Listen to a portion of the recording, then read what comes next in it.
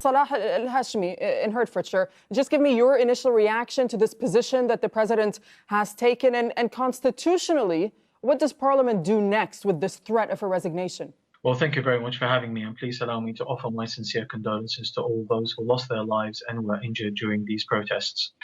Now, in terms of the president's resignation, I think, or the threat of resignation, I think your guest in Baghdad was correct. It's a mere threat to resign. There are a number of reasons for that. I think he is unclear at this moment in time as to who is the largest bloc, although he did receive a letter from the head of the parliament nominating Al Bina bloc as being the largest bloc. But let us not forget that one of the elements that constitute Al Bina bloc is the Sadrist movement. And that Sadrist movement has essentially withdrawn its support from the Al Bina bloc, with particular focus on the nomination of the prime minister, and has said that I would like to allow the demonstrators to nominate somebody. And therefore, I think constitutionally, whether the Al Bina bloc remains to be the largest bloc is questionable. The other issue is, I think, that's not being focused on is the fact that the Kurdish bloc, the Kurdish parties, have expressed their absolute and utter rejection of the new electoral law. Immediately after the passing of that law, we had a press conference by that bloc, by the Kurdish bloc, and they have said clearly and unequivocally that they rejected for certain deficiencies that they did not make clear. Certainly, the electoral law did not meet the demands of all of the demands of the demonstrators either. Most importantly, that it relied on a majority vote rather than the 50+1 that was demanded by the demonstrators. Right. So I think the president was also motivated to put his resignation in solidarity with the Kurdish bloc that rejected the electoral law. And Salah, back to you, because you were mentioning the Bina bloc just a moment ago, which of course nominated Al-Aidani. They've responded to the threat of the president's resignation, saying this, that Barham, quote, admitted he was violating the constitution, which gives us the right to hold him accountable in parliament and dismiss him. Is that a route that the bloc is going to go down? They might do, but I think they are going down a road that is against the demonstrators' wishes, because we are now scaling things in proportion to what's happening on the streets. We are not only dealing with what's happening within Parliament, and that's exactly what Al Bina is doing. Because I think you have your reporters correctly said that they are motivated somewhat by a somewhat Iranian influence. Now we are looking at if the Al Bina bloc insists on nominating Al-Aidani, whose history is not in any sense encouraging.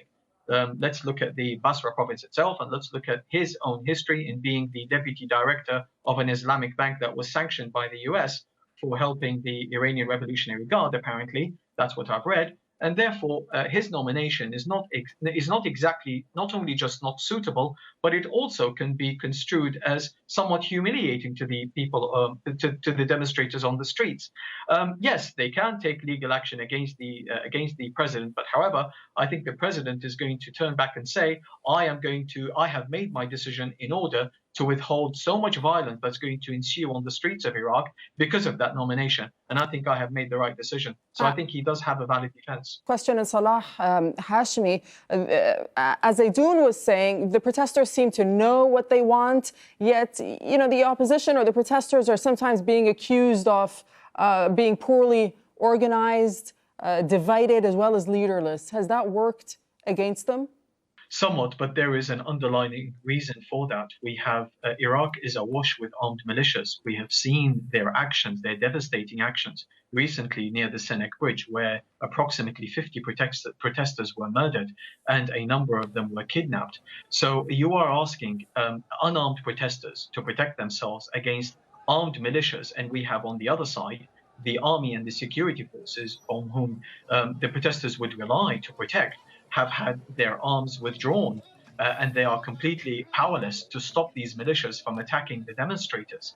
I think I think the policy of relying on the so-called, and that's by government's own admission, the third party whom that they have not named and they have accused of committing crime against the demonstrators, have backfired on them, because now the demonstrators are absolutely not I would say frightened, but they are somewhat concerned of naming anybody or going forward with any nomination, simply because of the fear that they might be targeted for retribute, and that they may not exist even after a while. We have seen many kidnappings and killings on the streets of Iraq, especially after the demonstrations have begun. And therefore, there are reasons for the lack of nomination. There are reasons for the lack of leadership. It is because the government's own policies have backfired on them. The government has tried and time again to appear before the international community as being civilized, as not harming the protesters. And when harm was done and when murders were committed, they pointed the finger at this third party. And that's where we are at the moment. We have a ghost, we have an unnamed faction that is committing murders and kidnappings, and now we are asking the protesters to come out with force and nominate certain faces and nominate spokesmen on their behalf. This is going to be extremely difficult in the current circumstances. Salah Hashemi, final word to you. How do you see all of this playing out? Well, I agree with your guest in Doha in that the protests are moving from strength to strength, and I think if the political elite are going to continue to turn their backs on the wishes of the protesters, I think we might be witnessing the turn of a protest to a revolution. And I certainly hope that this revolution will continue to be peaceful, because I think, come what may, I will also agree with your guest in Doha in that we do need either an amendment, an overhaul, an amendment of the constitution and the entire laws that were enacted after 2003, because they have simply proven not to be suitable for modern day Iraq. They have been prone to corruption, and they have been used and mishandled by the corrupt political elite. And therefore, we do need an overhaul. And I think it's time for the political elite to listen to the street, because the consequences might be irrevocable. And that we are heading towards at the moment, I'm afraid.